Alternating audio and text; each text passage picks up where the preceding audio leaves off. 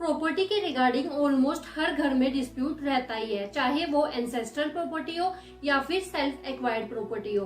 और आज के टाइम पे एक ऐसी प्रॉपर्टी भी है जहां पर आपका अधिकार बिल्कुल ही खत्म हो गया है और अब आप चाह कर भी उस प्रॉपर्टी में क्लेम नहीं कर सकते। उस प्रॉपर्टी के रिगार्डिंग ना तो डिस्प्यूट कर सकते हैं और ना ही कोर्ट में क्लेम कर सकते हैं उस प्रॉपर्टी को, क्योंकि उस प्रॉपर्टी का नेचर ही ऐसा है कि उसमें आपका अधिकार जो है वो बिल्कुल ही खत्म हो गया है, उसमें आपका कोई भी अधिकार नहीं होता है।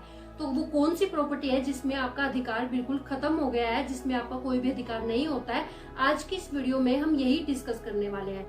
तो फ्रेंड्स, मैं हूँ एडवोकेट ज्योति और आप देख रहे हैं हमारा चैनल लीगल स्टोर हाउस।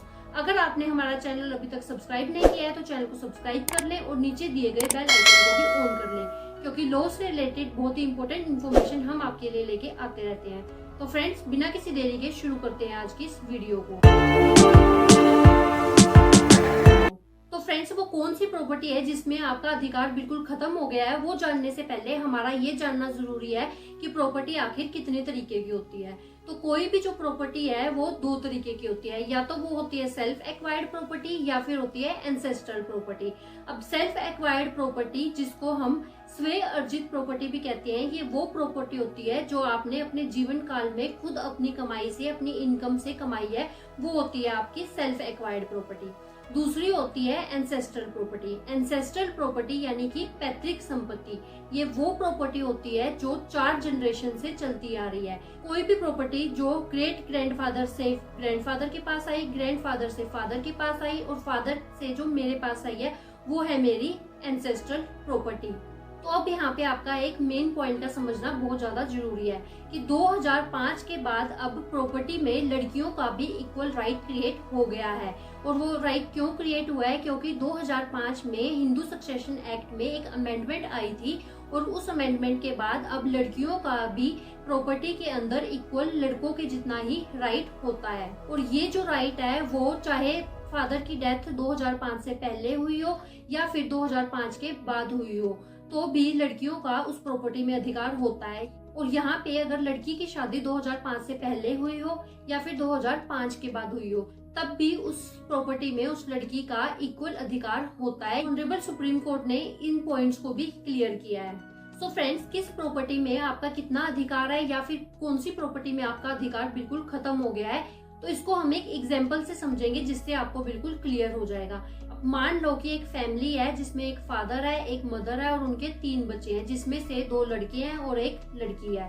तो इस एग्जाम्पल के थ्रू हम सबसे पहले समझ लेते हैं एंसेस्ट्रल प्रॉपर्टी के बारे में। तो जो एंसेस्ट्रल प्रॉपर्टी होती है उसमें हर पर्सन का अधिकार होता है। और कौन सी पर्सन का अधिकार होता है? जब भी कोई पर्सन किसी फैमिली में जन्म लेता है तो बाय बर्थ ही उसका अपनी एंसेस्ट्रल प्रॉपर्टी में अधिकार होता है। तो इसको अब हम जो भी हमने एग्जाम्पल बताया था उसके थ्रू समझ लेते हैं कि मान लो 2 लड़के हैं और एक लड़की है, तो जैसे ही उन 2 लड़कों का जन्म हुआ और उस लड़की का जन्म हुआ, वैसे ही उसका उस प्रॉपर्टी के ऊपर अधिकार हो जाता है। अब मान लो उस मदर फादर की 300 गज की एक एंसेस्ट्रल प्रॉपर्टी थी, तो अब उसमें उन दोनों लड़कों का और उस लड़की का इक्वली राइट बनता है।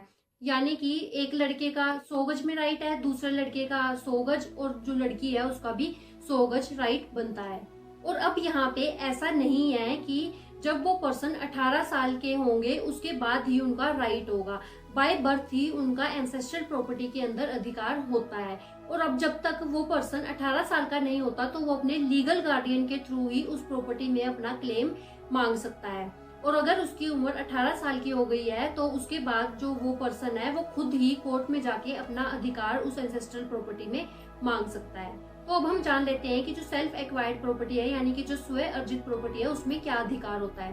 तो मान लो आपके फादर ने या फिर आपकी मदर ने जो प्रॉपर्टी खुद अपनी मेहनत से, अपनी इनकम से कमाई है, वो उनकी सेल्फ एक्वायर्ड प्रॉपर्टी है।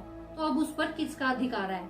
अगर उन्होंने अपनी इनकम से, अपने सोर्स से, अपनी मेहनत से एक प्रॉपर्टी को खरीदा है तो उस प्रॉपर्टी पर उसी पर्सन का पूरा अधिकार होता है, वही उस प्रॉपर्टी का मालिक होता है और उस प्रॉपर्टी पे किसी का भी कोई भी अधिकार नहीं होता है।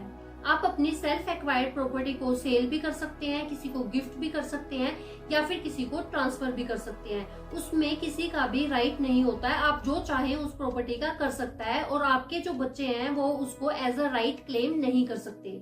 अब फिर से हम उसी सेम एग्जाम्पल के थ्रू समझ लेते हैं कि मान लो आपके फादर की एक 300 गज की सेल्फ एक्वायर्ड प्रॉपर्टी है जो उन्होंने खुद अपनी इनकम से खरीदी है। अब उस प्रॉपर्टी पे आपके फादर का पूरा राइट है, वो ही उस प्रॉपर्टी का मालिक है।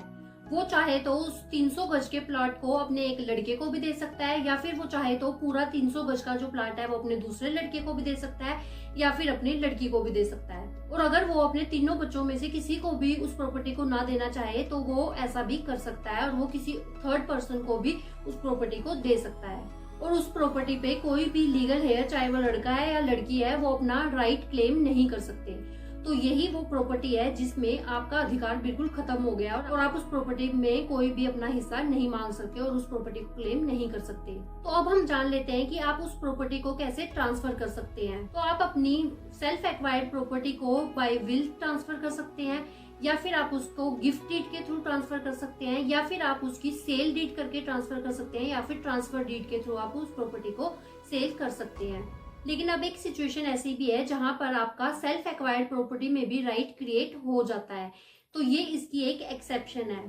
तो मान लो कि आपके फादर ने कोई भी प्रॉपर्टी परचेज की है, तो जब तक आपके फादर जिंदा है वो उस प्रॉपर्टी का कुछ भी कर सकते हैं।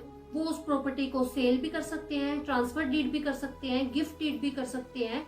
लेकिन अगर उस फादर की डेथ हो जाती है और वो भी बिना कोई विल बनाए या फिर बिना ट्रांसफर डीड के या फिर बिना गिफ्ट डीड करे उस फादर की डेथ हो जाती है, तो उस सिचुएशन में जो सारे के सारे लीगल हेयर्स हैं उनका उस सेल्फ एक्वायर्ड प्रॉपर्टी में इक्वल राइट क्रिएट हो जाता है।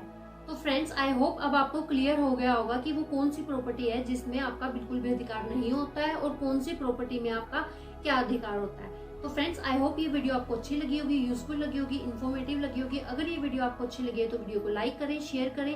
अगर आपने हमारे चैनल को अभी तक सब्सक्राइब नहीं किया है तो चैनल को सब्सक्राइब कर लें। तो फ्रेंड्स, इस वीडियो में इतना ही। अपना कीमती समय हमें